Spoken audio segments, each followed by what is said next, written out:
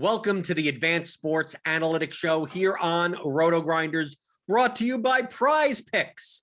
From Friday morning until Chiefs kickoff, Patrick Mahomes' yardage prop is going to be set at 1/2 of a yard for new and existing users. Easy money. Sign up for Prize Picks and use the promo code GRINDERS for a 100% deposit bonus up to $100 on your first deposit.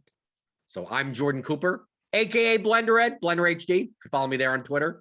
Back for another year of advanced analytics, correlations, leverage strategies, kind of for large field GPPs, help you take down that $1 million or help you in the smaller field for, overstacked type of lineups. And back for another season. The man behind the model at Advanced Sports Analytics, it's Stewart Gibson. How's the model been treating you? Is there anything new for this season, NFL wise at ASA this year?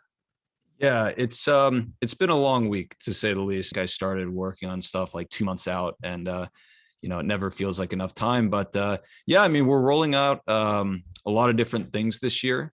We're working on refining some old things. A standard projection model. We've added floor and ceiling projections to that. Rolling out a number of new things, ownership projections. And with that, I think all these things kind of come together in a nice way. And I know on the show, we talk about ownership, correlation, the range of possible outcomes. And, I think all that discussion and the work that we've done to kind of put together metrics that try to quantify some of these things that we discuss, the end goal is to put that together in some sort of simulation program. I do think, just in listening to content leading up to the season and already here in week one, I think simulations are going to be super top of mind. And so we've worked to put together a pretty involved system that really takes into account all those things that we talked about last year, and I'm sure we'll get to this year. So I'm super excited about that. It's definitely a lot of work to manage and just a lot of computational usage on my computer. I think I'm going to need to give my comp a rest this evening. But very, very excited about that. I think we try to aggregate all these things that we talk about in our mind and kind of use the computer that is our brain to piece it all together. There are some obvious pros to that approach. But I do feel that like running all this stuff into a computational program is one really good way to quickly spit out information that is highly actionable. Of course, projection, of course, ownership, of course, floor ceiling are actionable, but the task of aggregating all of that to get to an expected like ROI of an individual lineup or some combination of players. Yeah, things are already running smoother by the day. And just excited to see where that goes for the 2021 season. Right. We're both kind of trying to get to the same point in a different way. So you're putting together the computational stuff, and I rely on the fact that like I grasp the concepts as fully as possible. And can I be directionally accurate? So instead of worrying about 0.2 here and 0.3 there, it's like, can I end up at similar lineups as if you simulated the slate, you simulated the contest, you simulated the games 1 million times, and most of the field, especially in NFL, on DraftKings, on FanDuel, the field isn't that sharp, right? It's not sharper than a computer doing it. So since we're playing against other opponents, I look to exploit them. Now, in the first week of the season, I think I have two questions for you, Stewart. One that's more broad, that from season to season, and one that has to do specifically about week one. So the first thing is, how do you prepare for week 1 of a season where the correlation between what teams are good and bad, because a lot of people, I mean, the field will look at last year's stats and go, well, this team is good and that team's bad. But we know that coaches change, personnel changes. And also, last year was only 17 games, and it may sound like a lot of games. 17 games is a pretty small sample size. So when you prepare your projections and assessments for the first week of the season, like how much stock are you putting into the 17 game sample from last year on this year, when squads are moved around and coaches where it's not as linear? Yeah.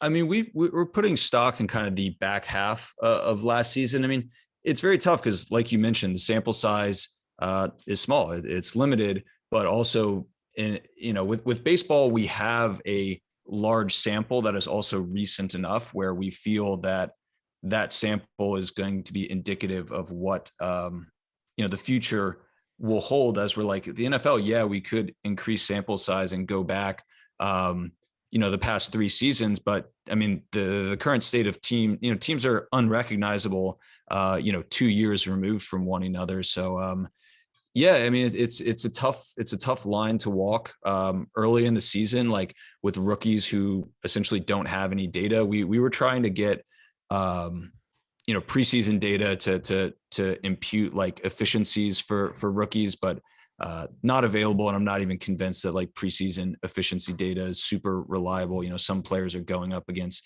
second string defenses. But we're relying on like rookie comps and just working under the assumption that rookie players will perform similarly in terms of their efficiency to the efficiency of players that they're comped to during their rookie seasons. And then all the, volume stuff, target share, rush attempt share, that is manual editing based on depth charts, based on coach speak, and based on, for the teams that are similar kind of in roster construction to what they were last year, we can rely on last year's data, or we can use like the relative breakdown of last year to I guess get some assumptions about what's going to happen this year. So like obviously Larry Fitzgerald not on the Cardinals, AJ Green now on the Cardinals, but I think it's reasonable to assume that from a role standpoint, AJ Green might fill some roles similar to that of Fitzgerald from the previous year. Also relying on like coaches' historical trends. So yeah, Philadelphia has Nick Sirianni, right, as their head coach this year. It's reasonable to assume that the pace at which they play with the Passover expectation that their offense takes on is going to be different from that of when Doug Peterson was the coach. We don't have any data on Nick Sirianni, the head coach, but we do have information on how Sirianni managed like the Indianapolis offense, and I think that could give us some indication as how we might expect him to manage the Philadelphia offense as a head coach. I'm not familiar with who the Philly like offensive coordinator is, but we can look at previous seasons where that OC was like a head coach or an OC at a previous team. So I think, yeah, looking sometimes at things at the coach level as opposed to the team level can be a valuable way to approach it. And then you have teams like Jacksonville, new rookie quarterback, head coach that's never coached in the NFL. Those are going to be kind of tough. We're kind of assuming that the front office is going to bring in a guy that they like that's going to be similar to previous coaching regimes. And with that, I think we don't have much of a choice other than to assume recent data will hold true in the early stages. And then, of course, as we get data trickling in, update our priors based on early season data and trends. Well, for week 1, it's a very different week from all other weeks of DFS on both sites because they release salaries over a month in advance. So the week 1 slate for salary purposes is the most inefficient there is. I think week 17 or week 18 this year, like because players are sitting and we don't know who they're going to be. We also get kind of that dynamic where There's a lot more inefficiently priced players. So for week one, with the fact that we have multiple players, possibly, tens, 20s of players that are either inefficiently underpriced or overpriced. How do you weigh that in? Because week 2, week 3, week 4, what happens is that based on past performance, DraftKings, FanDuel, they'll make the salaries more efficient. Some guy has a big game, they're going to price him up a little bit more. But now that we have a lot of underpriced players, we're especially seeing this in wide receiver this week. We have a lot of like guys that are 3K that probably should be 5K. Maybe it's within their range of outcomes that the projection, like the median projection of lineups are going to be much wider. So for instance, like a bad player who doesn't identify inefficiently priced players is going to have a significantly lower median projection of their lineup than their opponents, than anyone else in the contest. But of course, they're going to get an ownership discount by doing so also. So how do you, we're going to talk a lot about correlation and game stacks and, weighing, playing both sides of a game, playing quarterback with multiple people. Do you believe that because the projection gap between lineups could be wider this week, that the importance of correlation is a little bit less? Yeah, I mean, I guess when there's more value available on the slate, you could make the case that correlation, matters less, just simply because it's just easier to spot like the one-off uncorrelated pieces. Yeah, I mean, I think in general, like the lower the scores are, the more the lower that the fantasy scores are kind of across the board, the more correlation is likely to be in play. If everyone is shooting out and there are a bunch of high value plays available on the slate, simply just getting the right, combination of those high value plays is likely to give you kind of more like ROI than strategically like placing correlations in kind of a tight, field or player pool. So yeah, I mean, I think that makes sense to me. I mean, from a projection standpoint, like we're not incorporating price in any way into the projection. So I don't know that mispriced players, have an impact on, how things should be projected out. And I can't imagine many systems do, regress on price, that would seem to not be the best approach. But yeah, I mean, I guess I'm with you. Yeah. As the less tight things are, the more, the less that correlation would figure to play in. Right. So, I mean, the point that I'm making is that if you have a choice between two players at a similar price or whatever, if we just make them like kind of equal, but one has like a 2 or 3 point higher projection, but the lower player is more correlated. It's the run back of the game stack that you're playing, or it's the second receiver of the quarterback you're playing, that there's so much projection value that the correlation may not make up. It may end up being, somewhat equal, that don't necessarily feel as if, well, I need to double stack my quarterback. I need to have a run back. I need, like, it may be that for this first week with inefficiently priced players, that I know I'm building my lineups for DraftKings. I'm playing less double stacks than I would normally play on most weeks, because I just think there's enough value out there that I'm more likely to have, 1 or 2 value guys in almost every lineup. And it may not correlate with the game stack that I'm playing, but I think the projection is worth doing so. So that's kind of like a trade-off. Yeah. And I think also to the point of it being early season with higher uncertainty, like midway to late in the season, I think we have a pretty good, at least relatively good understanding of team dynamics, how players within a team roster relate to one another and how they relate to players that they oppose on kind of a game by game basis. But early in the season, I mean, there's so much roster turnover, new skill players, quarterback change, coaching change. I think there's less, I guess, confidence in some of the correlation metrics that later in the season we might have more confidence in. I know kind of you talk about at length how confidence or lack thereof can kind of work two ways, where you can, sometimes confidence increases our propensity to do something, and other times it can be exploitative to, take stock in something that other people are less confident in. But I do think that, early in season where team dynamics, what players are kind of on the field with at the same time as one another, how teams play in terms of pace, and kind of defensive skill, and the pace at which a team's defense is able to kind of cycle the opponent off the field, either by allowing them to score quickly or, forcing them off the field quickly and getting a stop.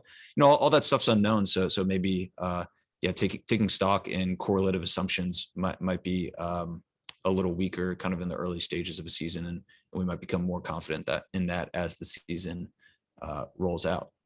So let's talk about correlations of certain games of the week. Before that, if you're on YouTube, hit that thumbs up button. Give me those thumbs. Subscribe to the channel. If you're new here, this show is also on the Rotogrinders daily fantasy football feed. So you can subscribe there, any place you get your podcasts, and feel free to rate and review in iTunes. So on this show, just like last year, we tend to focus on the high total games because they're the most likely to shoot out. And in shootouts, having multiple pieces from the game is obviously very beneficial. So I've highlighted there are 5 games with on this Sunday with a total 49 or above. We'll talk about those main games, and then maybe we could throw in, if there's some outlier, lower total games that we should be targeting. But first up, it's the Browns at the Chiefs, 54.5 total. It's up 2 points since open. The Chiefs are a 5.5 point favorite, 30 implied total for the Chiefs, 24.5 for the Browns. With this being the highest total game on the slate, it's not going to be the highest owned game on the slate because of the dynamics of the price and limitations of your lineup that you get with the Chiefs. So at a 30-point implied total for the Chiefs, obviously we have Mahomes, we have Hill, we have Kelsey. Like, they're not a mystery, right? Obviously Clyde Edwards-Helaire out of the backfield, but he's going to be very highly variant. On the Browns, it's kind of clear also. I mean, I know OBJ, I think, is now on the injury report as questionable, but wouldn't the typical way of stacking this game to be Mahomes plus 1 of Hill or Kelsey, and then you run it back with Landry or OBJ? Or do you think it's viable on this week when we have multiple like 3K type of wide receivers that playing the double stack, which is very expensive? You're taking half of your salary to play Mahomes plus Hill plus Kelsey. Do you think it's worth it? Because I don't think that if the Chiefs put up 30 to 35 points, I'm not sure if the stack, they all have good scores, but will they have must-have scores together? Yeah, I would tend not to want to stack Hill and Kelsey together. It's not like the pricing is such where I think you can get pretty good lineups where you stack both those guys. It might get you like off. I do think like the expensive running backs are going to be, right. Like I think we both agree that the build is going to be expensive running backs, cheap receivers, paying up more or less at tight end. I do think that build of like Hill plus Kelsey plus Mahomes is gonna even as much value as there is at cheap receiver. I do think it's going to force you to kind of get low on running backs, but to me, it feels like a preventatively high kind of cumulative spend. I think like Kansas City kind of as a team stack, but I would probably be more inclined to go like Hill or a Kelsey plus a McCole Hardman, as kind of the second piece, trying to find like a cheaper Kansas City guy. And then bring back with probably OBJ is looking like the preferred kind of bring back option from our stuff, like Mahomes, Hill, Hardman, OBJ, something like that. But it is the high total. I think it will be a popular team to stack, but like I do think we'll probably get more ownership on, say, like Arizona or Buffalo stacks or Cincinnati. One of those three teams. So yeah, I think there's, we know every week like there's a ton of upside on the Kansas City side. So yeah, I think it makes for kind of a strong and probably my preferred, like, of the quote unquote popular stacks would probably be the popular stack. Like I would rather be overweight on Kansas City and underweight on, say, like Buffalo or Arizona or something like that. I think I agree with you. Now, how about doing it the other direction? We can't start the first week with you not wanting to play the Cleveland Browns, right? It seemed like every week I'm looking at the Browns. What happens if you do it the opposite way? Instead of playing Mahomes, you play Baker Mayfield. You save a lot of salary, yet you're essentially playing the same type of lineup, or play someone like Nick Chubb, and you go under the assumption that Chubb is basically, rushing for 120 yards and 3 touchdowns, and Mahomes is actually behind in the game. Yeah, so the simulations that kind of we're running are not super high on Cleveland as a stacking option. Of simulations we ran, Cleveland-based stacks are appearing in the top 1% of lineups only a shade over 1% of the time, which, obviously is better than kind of, let's just say, the average lineup. But, most of your stacked lineups should have kind of a higher than 1% probability. So they're kind of towards the low end in terms of frequency appearing in the top 1%.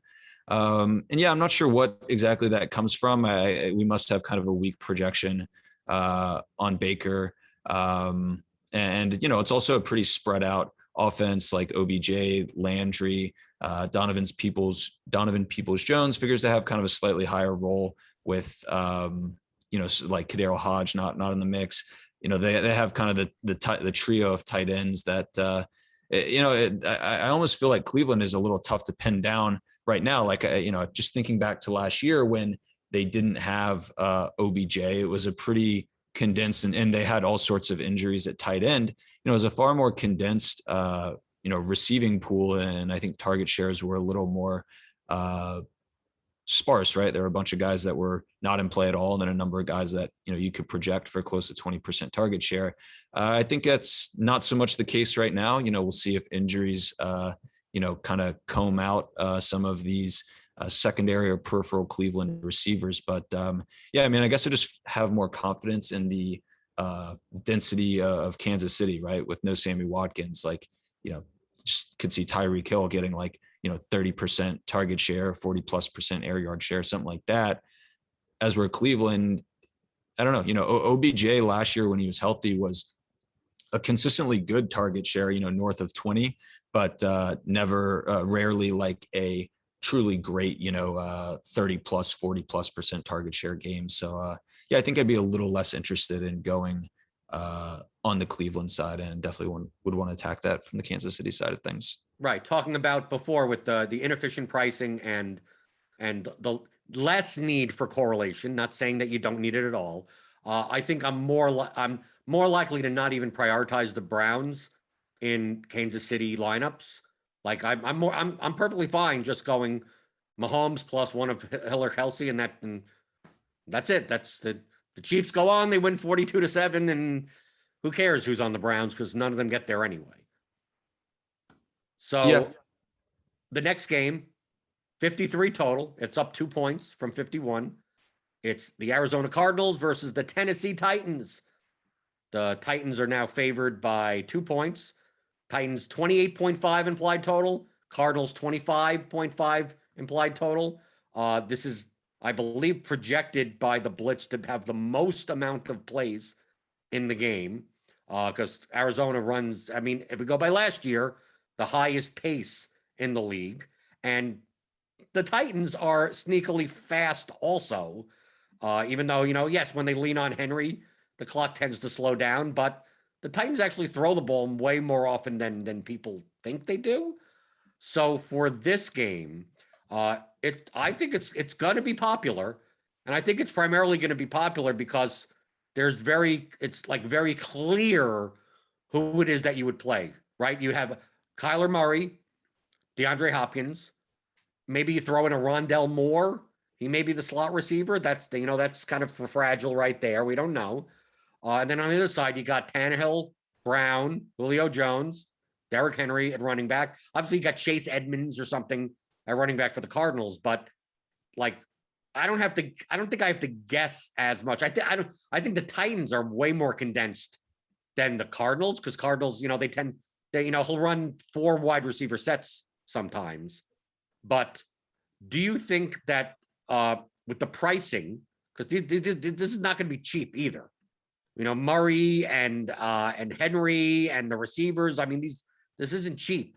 Do you think that there's requisite enough upside to play a 2 or 3+1 of this game that makes it worth what the ownership is? I mean, I'm taking a look at some of this ownership, and it's not out of control, but I mean, most of these guys are going to be around 10, 12% owned, and it's a 13-game slate. So that is fairly enough owned that I think the game stack will exist in, 6 to 7% of lineups on the slate. Do you think that for the prices that it has enough upside to be, a shootout that pays off all of their salaries? Yeah, I mean, I'm not so much concerned about it paying off the salaries. Like, I think, Kyler projects really favorably, and the Arizona side in general, Kyler projects well. I think Rondale Moore is like a great value. My fear really is just that it's going to be super popular. The most popular game, and I would guess that Tennessee and Arizona will probably be are likely to be 2 of the top, 5 or so teams that are stacked up on the slate. I think there's good value. I think the game projects pretty well, but just on account of the ownership, like, very popular with Kyler, Hopkins and Rondale Moore.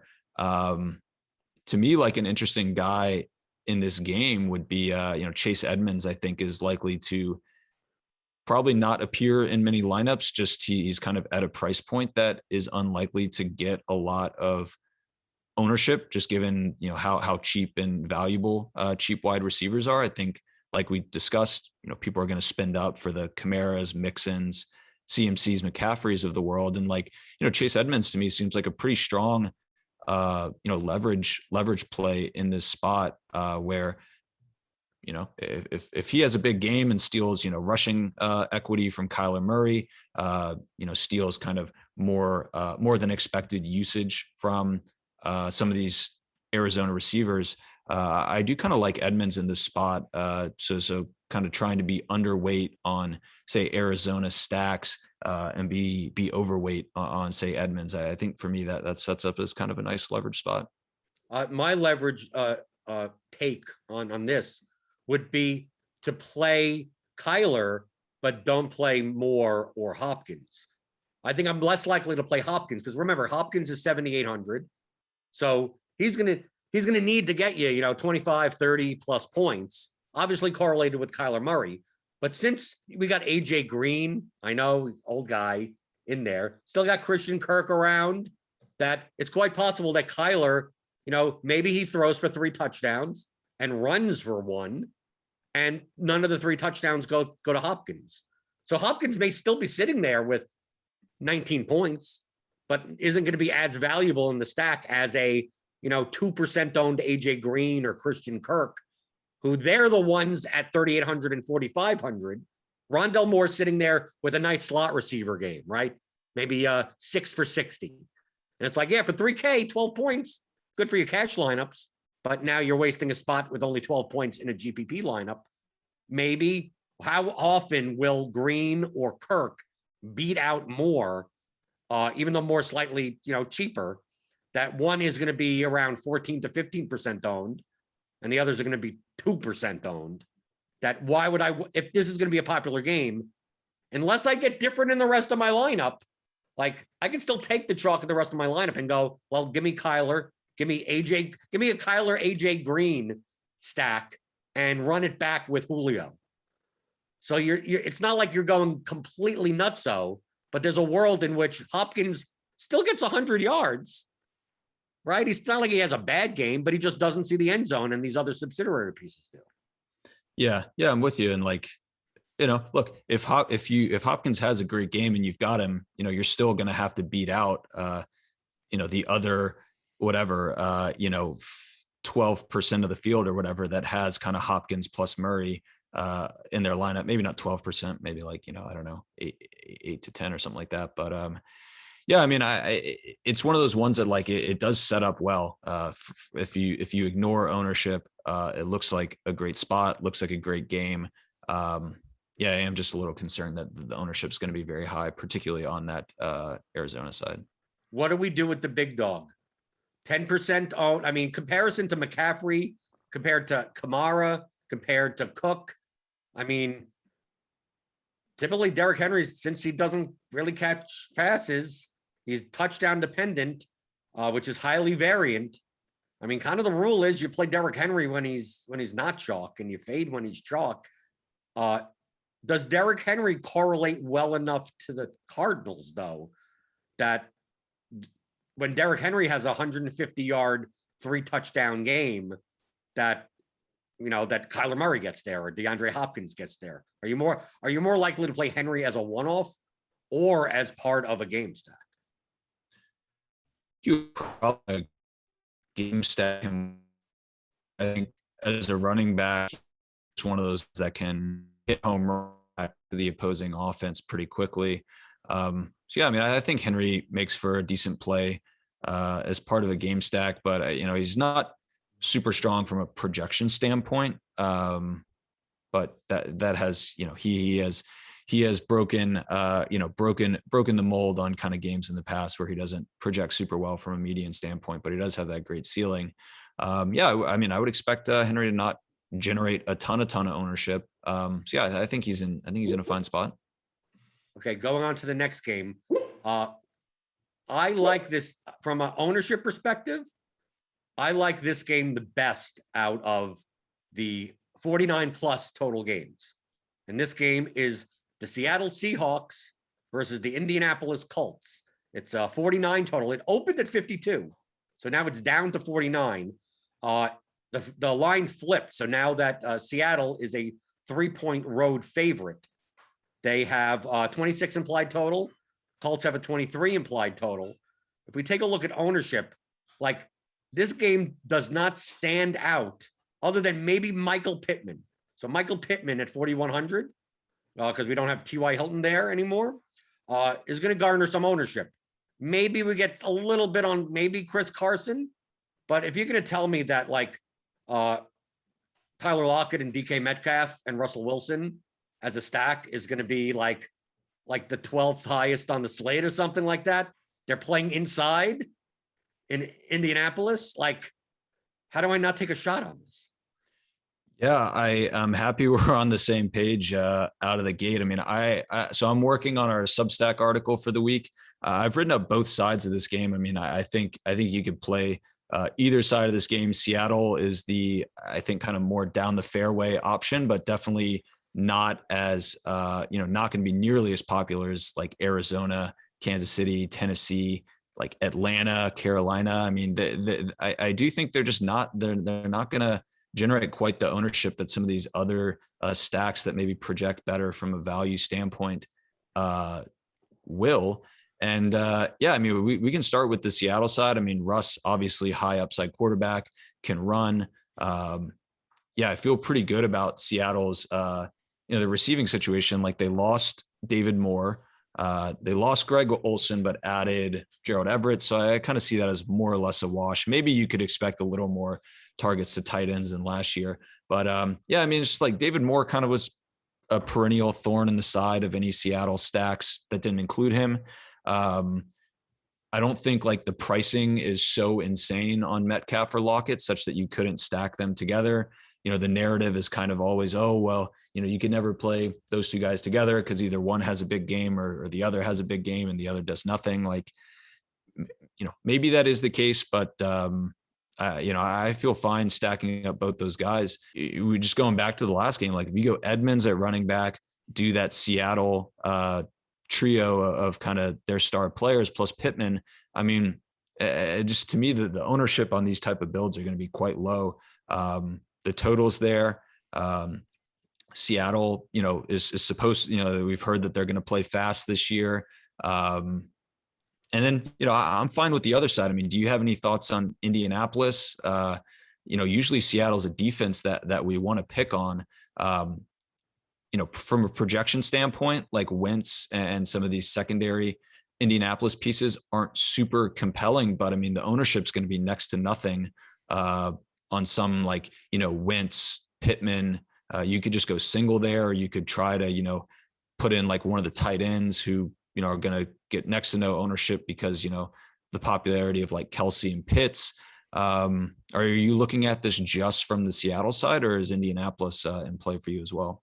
Well, I think from a ceiling perspective, the Seattle side is so much higher, especially in the quarterback, a Russell Wilson over a Wentz. And also, if I'm going to play Wentz, I'm more likely at his price to double stack. And the problem is that the Colts, they throw the ball.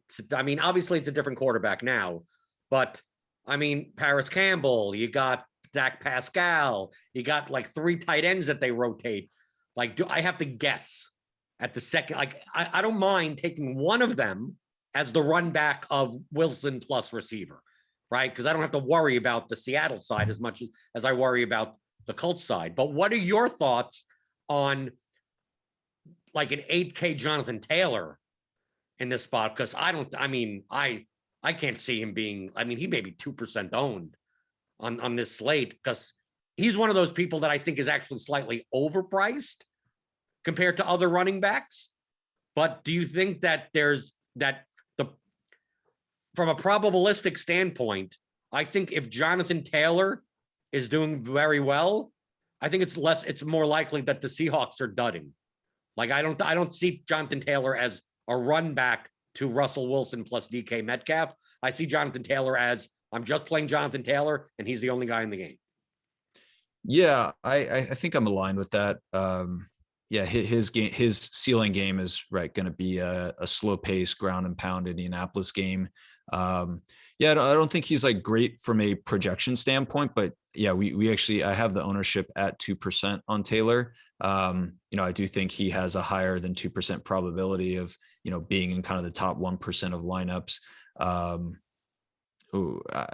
We've got I've been incorporating this sim value into our projections, which is just the average return of lineups that feature different players. And we've got Taylor lineups at plus 34%. So not like insanely high average return on Taylor lineups, but definitely positive and kind of above 0. Yeah, I think Taylor makes for a fine play. Probably agree with you that I would prefer to see him just as like a one-off in non-Seattle lineups, and probably not a piece of like Wentz stacks. I just don't think he's, the running back you would want to have with Wentz, if you did go running back with Wentz, would definitely be like Nyheim Hines and kind of project for a Seattle blowout type game. But yeah, I think Taylor is efficiently priced, but yeah, going to be next to no ownership. It's interesting. I don't think Indianapolis is going to get much ownership, and like Seattle is a prototypical team that last year we wanted to attack. I'm not sure that they've made significant upgrades to the point that we would want to move off of that. I do like this game a lot from both sides. So I'm with you there. Next game, 49 total. It's up 2 points since open. It's the Falcons it's the Eagles at the Falcons. The Falcons are favored by 2 currently. 26.25 for the Falcons, 22.75 for the Eagles in the implied totals. We see here, ownership-wise, the Falcons are going to be popular. We have Kyle Pitts at 4,400. I know he's a rookie, but he's essentially a wide receiver playing eligible at tight end for 4,400. So we have his ownership over 20%. Calvin Ridley at 7,900. He's going to be in the double digits. Mike Davis is going to get some ownership at 5,400, like 10% or so. The Eagles on the other side of the game, maybe not so much ownership, but I think Jalen Hurts may be a popular quarterback option that people are going to have to try to find, someone to pair him with, whether it be Rager or Devonta Smith or Goddard or Ertz or someone like that. My concern with this game is not that I love the pricing. I just don't necessarily love the ownership. I believe that if I'm going to, like, I'm more, it's weird to say. I think Ridley and Pitts are going to be more owned as one-offs than with Ryan. And I believe that Jalen Hurts is going to be owned more as by himself than with someone else. Like it's one of those weird situations where I think the highest owned players in this game are Pitts, Ridley, and Hurts. And it's the opposing quarterback, because I think there's that making the who you're going to pair Hurts with is going to be a problem, because they could go to multiple people. He's a running quarterback, so double stacking may not be worthwhile to do, because you'd rather him rush in 2 touchdowns. But the problem is that if I play Matt Ryan, it's like, who else am I playing other than Kyle Pitts and Calvin Ridley? That combination is going to be at least popular enough that Ryan, any lineup with Matt Ryan in it is going to have these. What do I go to Russell Gage instead? I mean, it feels as if I could be different more in this game on the Philadelphia side than I can on the Atlanta side. Yeah, I'm inclined to be under this game, and I've written up Atlanta as one of the stacks that, kind of one of the, I don't think they're going to be super popular, but definitely will generate a fair bit of ownership as a stack that I would want to be under on. Yeah, I mean, Ridley and Pitts, I think project fine in a vacuum, but they're just going to be so popular. I think it is, Matt Ryan as a quarterback just doesn't do anything with his legs. So you're kind of just counting on him to air it out and get 4+ touchdowns, which I think is within his range of outcomes. And yeah, I mean, on the Philadelphia side, Doug Peterson is out, and maybe Sirianni will kind of actually pick the receivers that he wants to play at kind of a high frequency, which Peterson never really did last year. But yeah, I mean, even like Devonta Smith, I think will be pretty popular, and I think is efficiently priced to me. Like there are, other valuable options that are cheaper than him. There's like, what do you do on the Philadelphia side of a Ryan plus Ridley plus, even if you wanted to get different with say like Russell Gage instead of Pitts, or, Gage Pitts, like what do you do with confidence on the Philadelphia side? There's nothing of confidence. I think in a lineup that doesn't have Pitts, I'm more likely to take a shot on like Zach Ertz at 3,800. But I think the odd man out in this game that could be really interesting, because Doug Peterson is not there, is Miles Sanders at 6,500. Because, we've been saying for a long time that Miles Sanders has the skill set that if he played 85% of snaps, he could catch 6 balls out of the backfield. I mean, he could do a lot. Obviously, his red zone, his goal line equity goes down because Hurts can run it in. But I mean, we have him here at RG at like 5 to 6% owned at 6,500. Maybe this is the type of thing where you hope that the Atlanta stack fails. Like you just hope that the game fails, and it's basically either Davis or Sanders that's the one that's got there, and they're at a reasonable enough price, especially with so many people paying up at running back.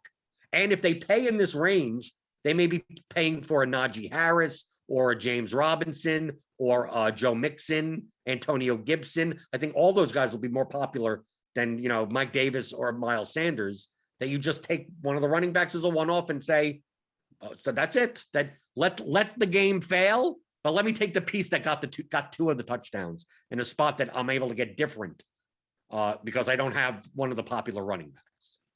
Yeah, no, I'm with you. I think Miles Sanders, likely to go under owned. He doesn't like project super well, but the ceiling is there. I mean, pass catching running back, figures he'll have goal line work of running backs, like you said. Jalen Hurts does kind of cut into some of his touchdown equity, but yeah, I guess to me, I am concerned about just his projectable value, but I can see the case to be made for Sanders as kind of a contrarian leveraged play, and he is a guy that I do think has the ceiling that you could be excited about for sure.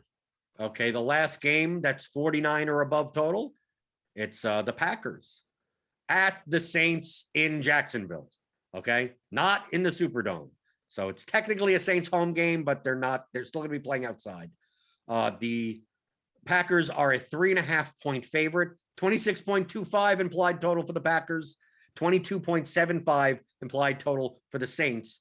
This figures to be some of the most owned players are in this game, one of which is Marquez Callaway, 3,400, probably going to be the highest owned wide receiver on DraftKings. Alvin Kamara, with no more Lat Murray in there, he projects to get, and also Jameis Winston at quarterback and not Taysom Hill.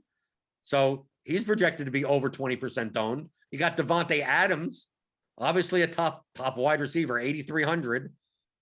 He's going to be 15 to 20% owned. I even see Aaron Jones at 6,800, possibly coming in the 8 to 10% range. My concern about, I have no concern about the game. I have more of a concern about the players. I don't see at his ownership, Marcus Callaway being I'm less inclined to play him as a one-off in lineups, but I don't have a problem playing a Winston Callaway type of lineup. The problem is that outside of these guys, I mean, first off, Kamara is going to get his touches. Devontae Adams is going to get his touches. Even Aaron Jones is going to kind of get his touches. The rest of this is just like the Packers could throw to who knows who's in there. It could be Marcus Scantling. It could be Tanyan. It could be Cobb. It could be Lazard. I mean, Rodgers has no problem spreading the ball around. And then you have the Saints where Michael Thomas isn't there. It's still Sean Payton. Are we just going under the assumption that Callaway is wide receiver one and he's not Michael Thomas? So obviously Traquan Smith and Lil Jordan Humphrey. And I'd have to go on Wikipedia to find out where some of these Saints, Deontay Harris, are we just making too much of an assumption from one preseason game that Callaway is going to be a 20+% target share, wide receiver one type of guy, when in actuality, this ball could just be spread around. They could just rotate a whole bunch of receivers, and it's not really worth it to play him as a one-off at 25+% ownership. Yeah, so I've got a negative grade on kind of both these teams in that they're per simulations appearing in the top 1% fewer than 1% of the time, and I guess with that alone, my thinking is to be underweight on this game, and yeah, I mean Callaway, just all these guys are going to be super popular. Callaway and Adams figure to be probably two of the 5 most owned receivers. Kamara, I would say, vying with, seems likely to be the highest owned running back, probably vying with Cook, Mixon, and McCaffrey.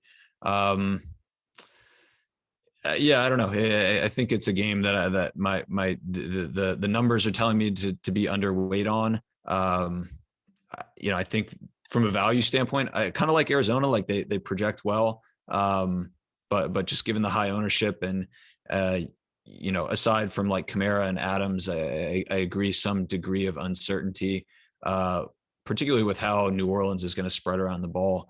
Yeah, I think my inclination would be to be under on this game. No, I'm with you. Okay, so we went through maybe I guess I do have one. You said though, you're not inclined to go Callaway as a one-off. That makes sense. I mean, for Kamara or Adams, obviously going to be high ownership. Do you feel comfortable rostering these guys as one-offs, knowing that it might be kind of a roster spot where you're going to eat chalk and look to be different elsewhere, or would your preference be to try to get off, really the two guys that we as well? Well, I mean, I don't mind eating chalk if they put up 40+ points. I mean, if they put up 40+ points, it doesn't matter what the ownership is going to be. So I look at Kamara, I look at Adams, and go, if Adams is 18% owned and puts up 43 points, I'm still going to need them. Kamara puts up 38 points, I'm still going to need it. What's Callaway's ceiling in comparison to those two? What's going to end up happening? I mean, it could easily happen that Callaway literally has 6 points and everyone's looking around going, what happened there? But for 3,400, people are going to be happy with 16 points, right? If Callaway goes, let's say Callaway goes 5 for 60 and a touchdown, right? So that's 11, that's 17 points. And people will go, well, for 3,400, that's pretty good. Well, you have to now make up the raw points in the rest of your lineup to win a GPP. You may be happy with 17 in your cash lineup. Okay, I get it. But it's also a roster slot that you're taking up. So like, and a guy like Adams, a guy like Kamara, if I could get 35 plus raw points, like at that point, the ownership doesn't matter to me anymore. Who cares if they're chalky? As long as I'm good at the rest of my lineup. But when a $3,400 guy like puts up 15, and we have, let's say on this slate, we have seven wide receivers that put up at least 28 points.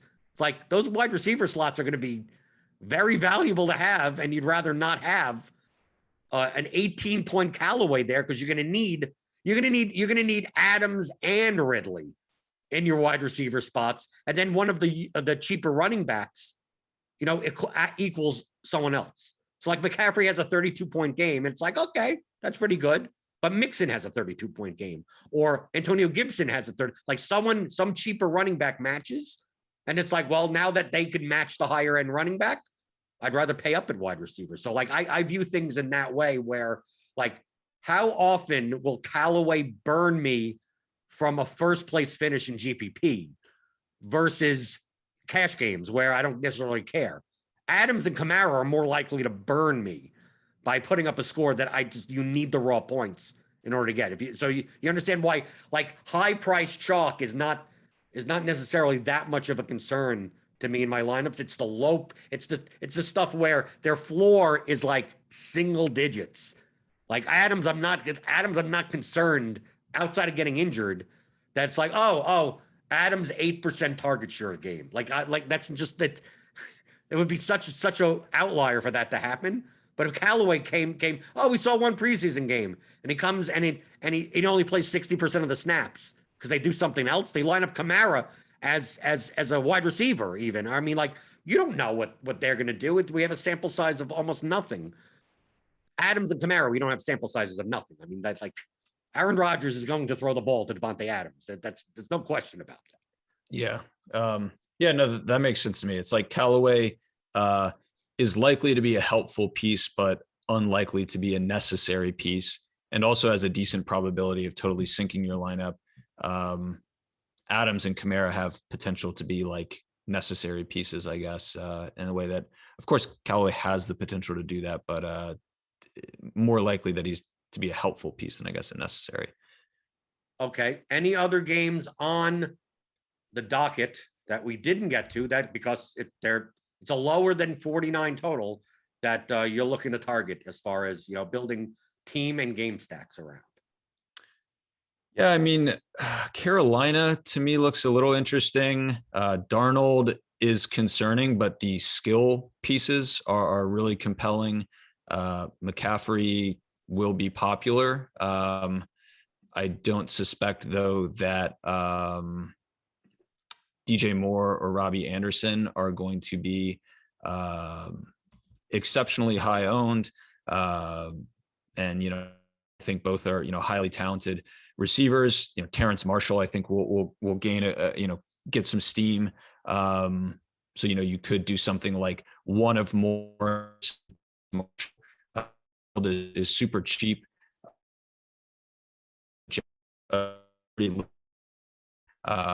Given a ton of thought to like how you would want to play the Jets side, if at all. They can be a team that you don't want to bring back, but I figure like Corey Davis, could be in play as a good bring back, or if Crowder and Cole don't play, like Elijah Moore probably looks like a pretty strong play to slide up on the depth chart. So that game is intriguing to me. I don't think it'll garner no ownership. I do think Darnold projects as a pretty good value across the industry. So I would sense that he'll get a decent bit of ownership. Let's see. Well, I think the one game that stands out that's going to be owned, and I have a take on how to play this game contrarian, is the Vikings and Bengals game. Cook is going to be chalky. Mixon's going to be chalky. T. Higgins is going to be chalky. Joe Burrow is going to be kind of chalky also. I think most of these game stacks are going to be like Burrow plus Higgins plus Boyd or Chase, and then running it back with Cook. Maybe some Jefferson, some Thielen. What do you think about doing the opposite? What do you think about the negative correlation to Cook would be like the Vikings passing game, where we're going on the assumption that the Bengals are actually ahead, and you play Cousins with one of Jefferson or Thielen, maybe play a cheap Tyler Conklin or something, just so, you know, you get a different construction. You're not paying up at tight end. And then you run that back with one of the Bengals. Like it could be Mixon even. It could be Higgins. It could be Chase. It could be Boyd, whichever ones you want. I just don't think it's necessary. People are going to take it from that side, and it's negative correlation against Cook, and it's also negative correlation against Burrow. Yeah, I think that makes a lot of sense. Be highly popular, and of course, there's good value with Higgins and Mixon. But yeah, I like the Minnesota side.